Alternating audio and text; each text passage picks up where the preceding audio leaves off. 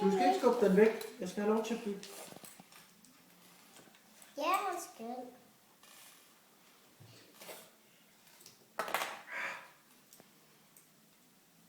Der bliver skrus. Hvad med din stakkels mor? Hun ved ikke, hvordan man laver mad helt alene til. Kan du ikke hjælpe hende med det? Skal mor være ude i køkkenet helt alene, så? Jeg synes, det er rigtig sundt. Det synes jeg også. Jeg synes også. Mor, synes du ikke, det er sundt, du skal selv lave mad? Jo, helt uden hjælp. Kunne du ikke hjælpe mig, Dille? Kan du ikke hjælpe med at vaske ting? Ved du hvad, det er rigtig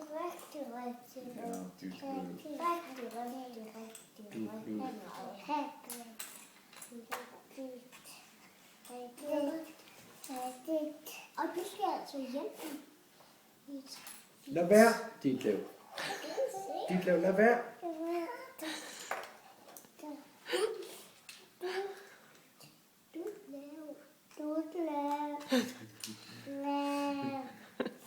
Ditlev.